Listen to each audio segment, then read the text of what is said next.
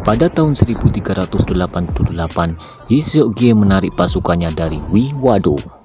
Jenderal Cheoyong dan pasukannya berhasil dikalahkan sehingga pilar terakhir kerajaan Goryeo telah runtuh. Jenderal Goryeo yang tersisa menjarah harta-harta kerajaan lalu melarikan diri ke laut dan hilang begitu saja. Perhatian langsung tertarik pada scene yang memperlihatkan sekelompok bandit terapung-apung di lautan dengan bibir yang sangat kering, menunjukkan kalau mereka hampir mati kehausan. Di tengah keadaan antara hidup dan mati itu serta dalam keadaan lemah tak berdaya, mereka marah dan merasa terbawa sial oleh kepala sang bandit karena mereka mencuri pohon yang akan dijadikan pondasi pembuatan istana baru untuk sekedar membuat sendok.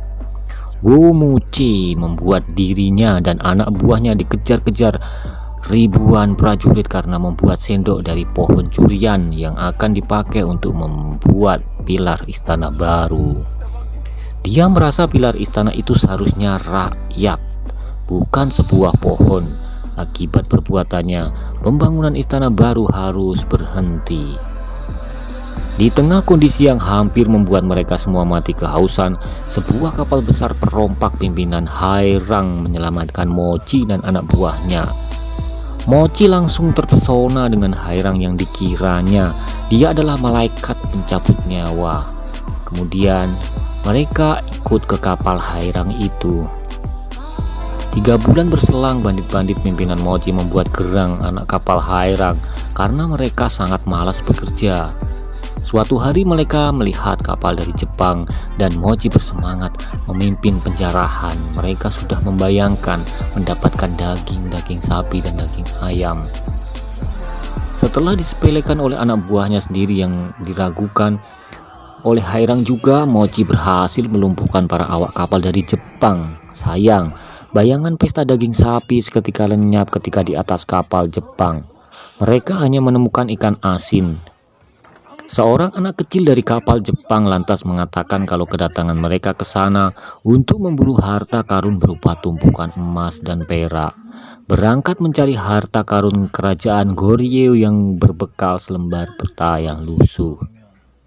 Dari peta harta karun yang sudah dipegang Mochi, tampaknya harta karun yang dimaksud adalah milik Jenderal Jubang, Jenderal Goryeo yang menjarah harta kerajaan tapi hilang di lautan itu.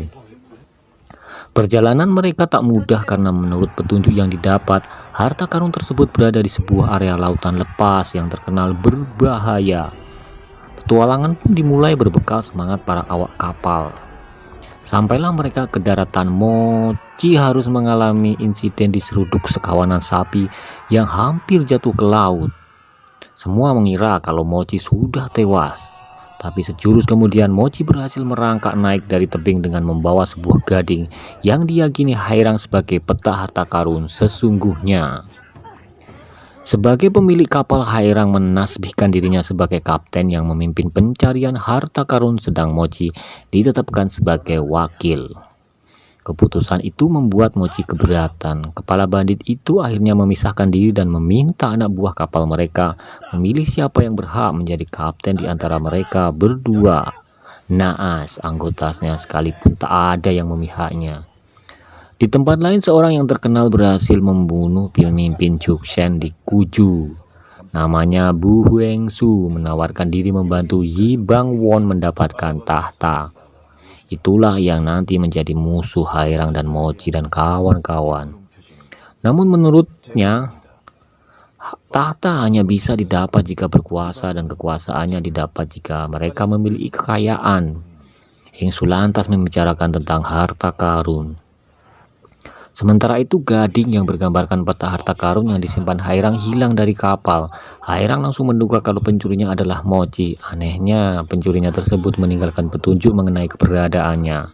Hairang dan anak buah bergegas mencari ke daratan. Setelah bergelut melawan harimau, Hairang berhasil menemukan Mochi lagi. Lelaki itu lalu menjelaskan kalau Mak Yi sudah menipunya dan membawa kabur gading tersebut untuk dijual. Mak Yi sudah sampai ke daratan di seberang lautan dan menggunakan nama Mochi untuk menjual gading berharga itu. Mak Yi bekerja sama dengan Haigum, yaitu gadis yang mengaku sebagai putri terakhir kerajaan Goryeo. Saat hampir berhasil menjual gading tersebut, Hairang dan Mochi dan kawan-kawan datang mengacaukannya. Perebutan gading pun terus terjadi antara Hairang dan Mochi. Setelah itu, Hairang akhirnya berhasil mendapatkan gading tersebut dan Mochi dan kawan-kawan harus jadi budak bersama Mak Yi. Hairang memberitakan Ganseop mentranskripsi gambar atau tulisan yang ada pada gading. Menurut Ganseop, itu adalah kode atau sandi militer yang hanya digunakan oleh perwira Goryeo, dan dia tak sanggup. Sungguh mengejutkan, ternyata Mochi bisa membaca sandi tersebut. Menurut yang tertulis di sana, harta karun yang mereka cari ada di Haigildo. Hairang dan anak buahnya terkejut karena Haigildo terkenal dengan rute laut yang berbahaya.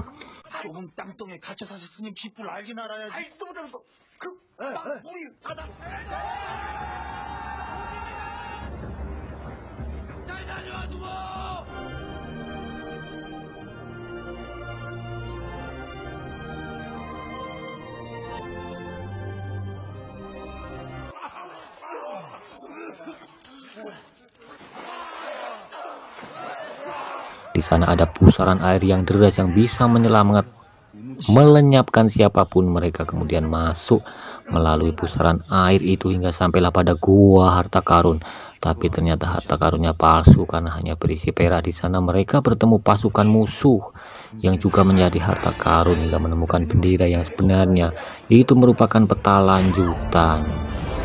Mereka pun melanjutkan pencarian itu melewati lautan berpetir hingga dimakan ikan paus. Di sana juga terdapat legenda naga api yang menakutkan.